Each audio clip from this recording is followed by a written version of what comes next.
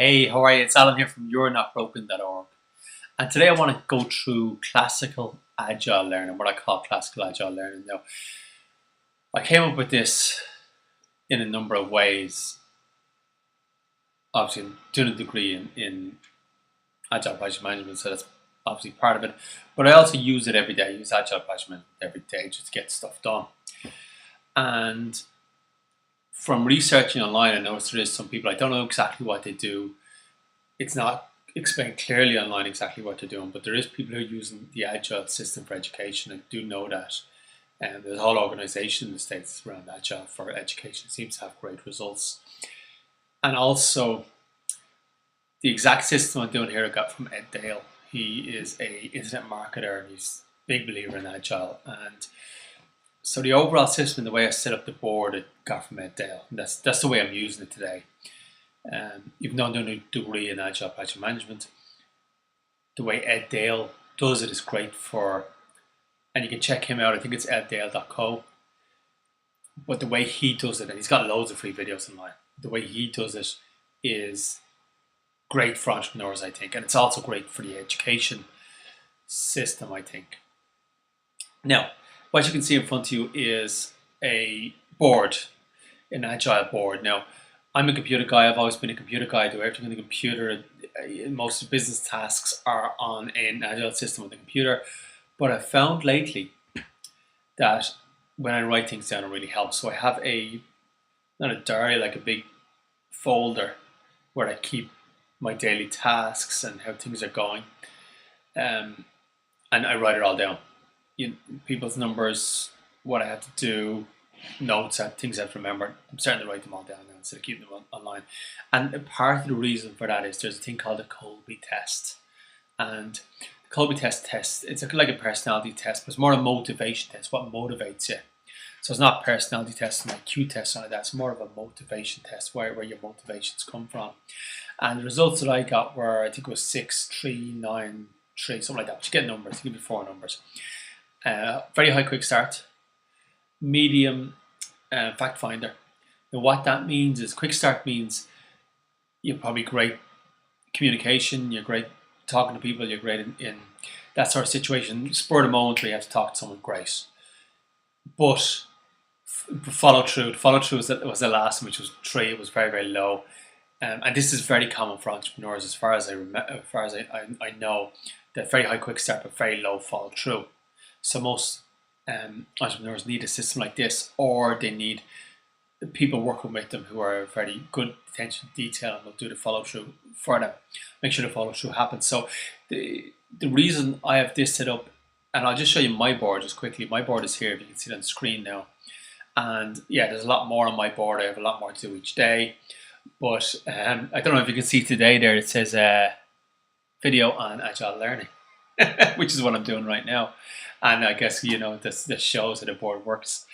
So what this means is that this is my board. And what this means is that it's in front. I have a big whiteboard on the wall all day and it's in front of me every day. So for a low follow through person, this is needed. So I'll come with all great ideas, quick start, great ideas, in the moment I'll have loads of things happening. And the follow through will be low. But the point of the whiteboard is that it's in front of me all the time and I can pull a new ticket in and that helps with follow through. So I need help with the follow through and the whiteboard does that for me. As you can see, we have options, and in my options I'm working on a degree at the moment, so I have degree items that have to be done. I have stuff in the breakdown area that there are big tasks, which in the Agile system are called epics, but they're big tasks to be broken down into smaller tasks. And ready is what I want to do this sprint, which is my sprint of 2 weeks. So ready is what needs to be done in the next 2 weeks, and done is what's been done in this current sprint, which I'm actually halfway through the sprint at the moment. So done is what's done in this current sprint. I'll have to clear it out today probably. And as you can see, today is what I'm doing today. And today it doesn't mean today because I might do 2 or 3 more things today, but it's what I'm just doing right now. It probably should be called now. And actually I'm going to change it now. And so when I have this video done and it's uploaded, I'll move that ticket into the done file, the done column, should I say, and I'll grab something else that are ready and put it into today, which is now going to be called now. I'm going to change it to now, and that'll be done. So this is how the Agile system works. It's great, really great for people that have low follow through, that make promises and need to have trouble keeping to them. But with this sort of system, it helps that. Now, this is our Agile learning board.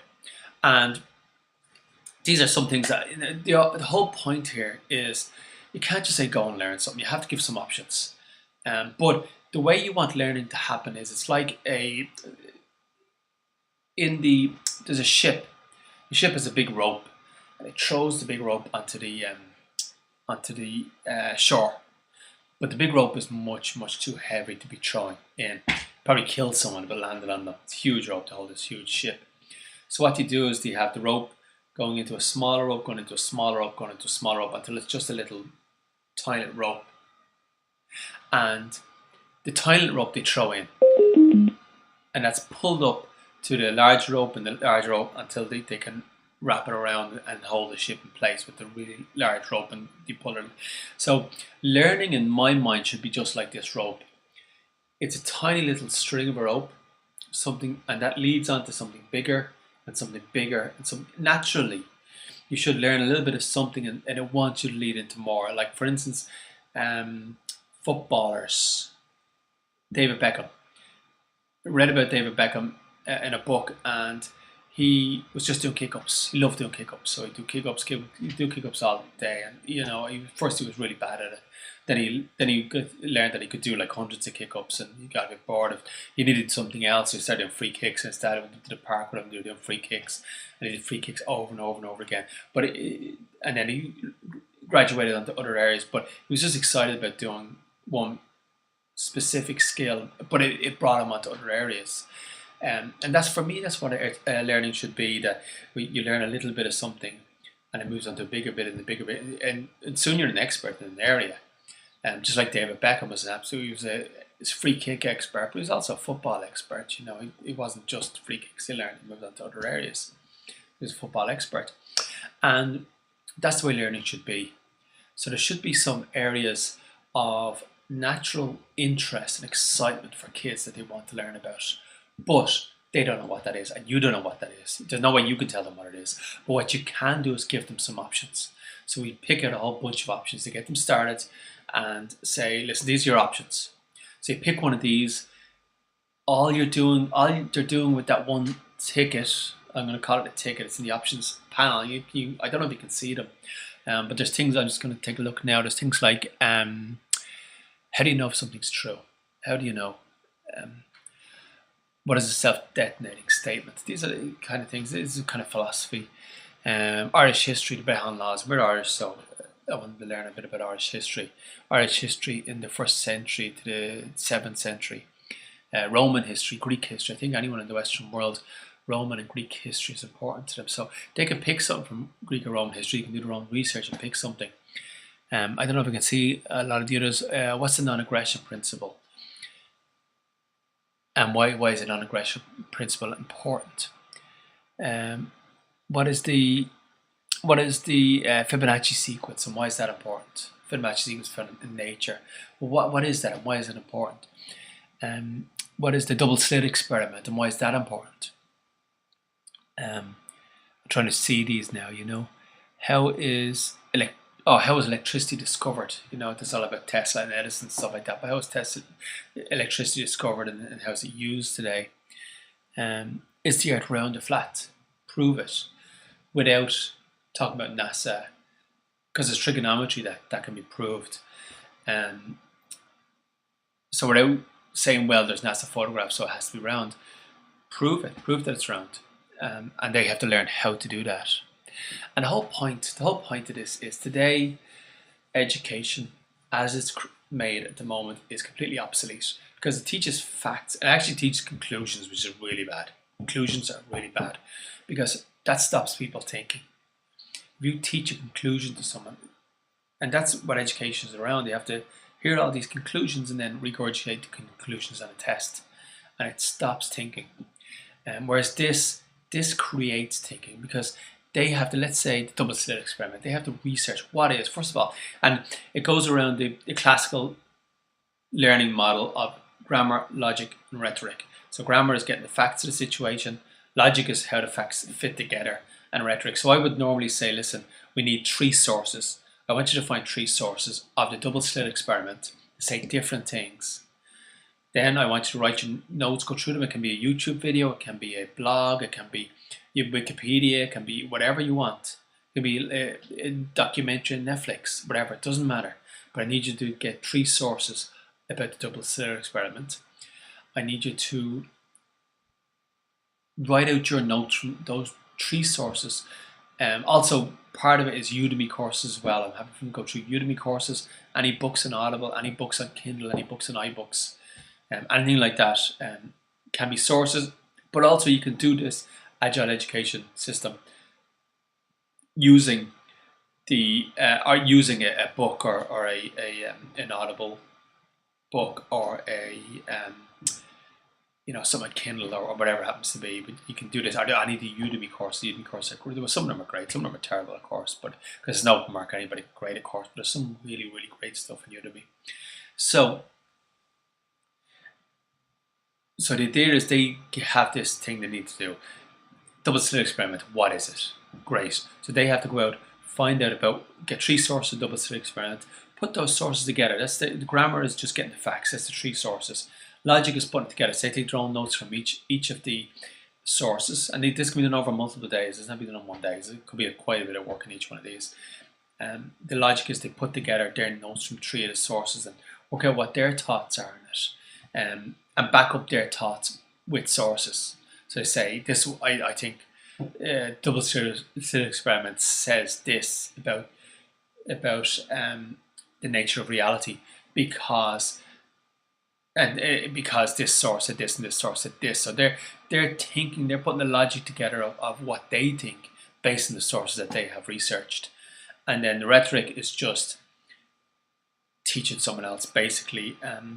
The way I would like to do is YouTube videos. So they have done all this research, they've done the logic around it, and then they make a YouTube video. You can just do a presentation or whatever.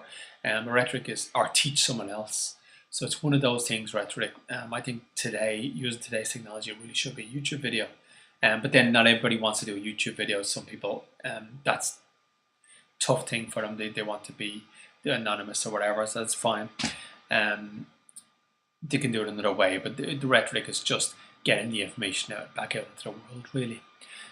So that is and then you can see they have options here. They move one of the options into ready. Or maybe 2, they might say, listen, we have 2 weeks, we want to take on 2 or 3 of these items. They can do it as a group or individually. I think doing it as a group is quite good because they can collaborate on it. They can take one source each and they collaborate on the sources and work out the logic between each other. So it's a good way to do it, but it can be done individually as well, just depending on what they want to do. A lot of it is about giving their own choice. So we're giving them some options. They can put their own options on the board as well, by the way. The only reason there's options is because you can't just say, come in and learn something. You have to give them some options of things they could learn. But they can say, no, I'm not really interested in that. I want to learn how to play the guitar. I want to learn, I'm interested in football or whatever. That's fine. But they can put their own options on the board then. And it should be around their own interests, whatever their own interest is, but they're naturally interested in it. The problem, you have to give options though, because they're going to say, I don't know what I'm interested in. And how can they know? Maybe if they try 4 or 5 of these options, you might find, geez, I'm really interested in physics. And so we'll put a whole bunch of new physics things in there for them. And so they have to decide their own path. But it has to start somewhere, so you have to give some options. I'll probably put some options on the screen in this video.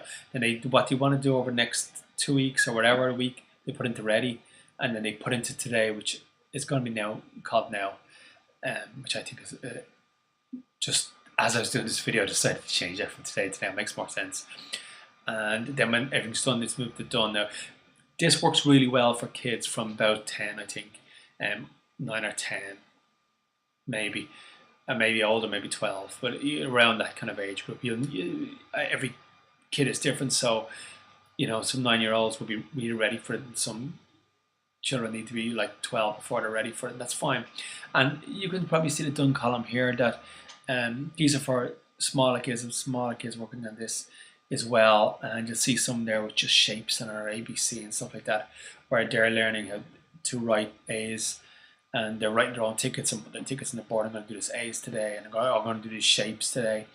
And you'll see one of them, there's triangles and squares and rectangles on, because he was doing shapes and he was putting up on the board. So that's for younger kids. That's for like 6, 7, 5, 6, 7, 8, 9. They can do these kind of things, writing, reading, and tables and maths. Simpler maths. They can do these things, but they can still use the board. They can still use the board exactly the same. They can write their own tickets, put them up on the board. What I find there's just some great resources online. There's so many worksheets that you can download for free or buy and download. Education.com and a whole bunch of other places. And there's also great online systems. I can't remember the name of them now, but there's 3 or 4 great online systems for kids. I think it's Maths is Fun is one. But there's a few great online systems that kids can use, so they can be used as resources. I would like to stay with the pen and paper a lot. I do think it actually makes a difference, and I'm a computer guy, I love computers, but I think that you do need to have some pen and paper, particularly when they're younger, that they get used to using the pen and paper. I think it's really important, and good communication is really important. And part of this for the younger kids, I think they should be taught drawing, because drawing is just communication. Darwin went through classical education and he knew how to draw. And if he didn't know how to draw, he could not, even though I'm not a big fan of his theories. He didn't like the Irish, so I'm not a big fan of his theories. But I thought the Irish were a junk race that I'd get rid of. So I'm glad that didn't come to pass. But he, if he could draw and draw different animals he saw, he couldn't communicate his theories. So drawing is just a part of communication. I think it's very important that, just basic drawing, I think it's very, very important. So drawing, reading, writing, it's all communication, being able to communicate well. And then maths is just a part of being able to communicate through numbers, which it's all communication. So particularly for younger kids, they need to get that down really, really well. It's just a foundation to be able to do this Agile learning later on. This has been Alan from You're Not Broken. I just want to take you through the Agile learning process and how it all works. And you can see the board there. And great, any questions? Please comment, please like, please subscribe. And I would really appreciate anyone who likes these videos if you would support me on Patreon. Just kick me a buck on Patreon, and it really helps me. Just means I can do these videos full time and focus on these. This is what I want to be doing. And if I can pay my bills doing this, great. And if I can't, that's fine too. I'll probably still keep making them, to be honest. But I'd appreciate if you do kick me a buck on Patreon. So this is Alan from You're Not Broken.